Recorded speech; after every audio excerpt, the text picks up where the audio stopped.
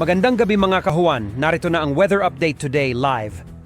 Kasalukuyan, makakapal ang ulap ang naranasan sa bandang Bicol Region at sa ilang bahagi ng Eastern Visayas. At yun yung kikita, dulot pa rin ng shear line. At yung amihan ay naapektuhan ang malaking bahagi ng Luzon kasama ang Metro Manila. Itong shear line at amihan ay inaasahan po natin magpapatuloy na makakaapekto sa weekend. Kaya itong shear line, asahan pa rin na maapektuhan ang silangang bahagi ng Southern Luzon at kasama na rin ang silangang bahagi ng Visayas. Samantalang ang amihan ay inaasahan natin na patuloy na makakaapekto sa malaking bahagi ng Luzon. Sa mga kababayan po natin sa Bicol Region at ganoon din sa may bandang Eastern Visayas, di magandang balita, mag-ingat po tayo at alamin po ang litas na lugar dahil asahan pa rin ang mga pamisa-misang malalakas na pag-ulan dulot ng shear line. Samantala, wala po tayong nakikita o namomonitor na low pressure area o bagyo sa loob at sa labas ng ating Philippine Area of Responsibility. At sa ating magiging lagay na panahon bukas, maulan na panahon ang inaasahan po natin sa malaking bahagi ng Luzon at kasama na rin ang malaking bahagi ng Visayas.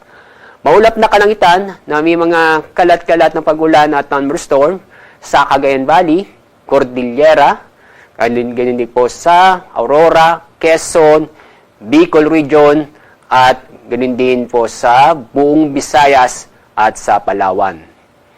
Kaya paalala na sa ating mga kababayan po natin sa mga nabanggit na lugar, patuloy pa rin tayong mag-ingat at maging alerto dahil nandiyan pa rin po ang banta ng pagbaha o pagguho ng lupa dulot ng mga pag-uulan, laling malalakas na pag-ulan sa bandang Bicol Region at sa Eastern Visayas. Samantala, itong nalabing bahagi ng Mindanao ay kasama na rin yung nalabing bahagi ng Luzon kasama ang Metro Manila.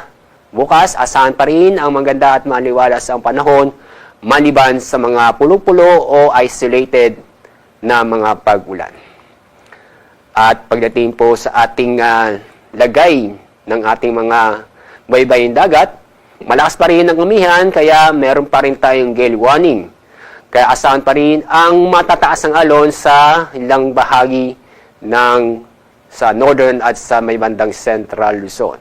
Ang mga makakaranas po ng matataas ng alon ay sa Batanes, Ilocos Norte, Ilocos Sur, Cagayan, kasama ang Babuyan Islands, Isabela, Aurora, northern at eastern coast ng Polillo Island, eastern coast ng Camarines Norte, at northern at eastern coast ng Catanduanes.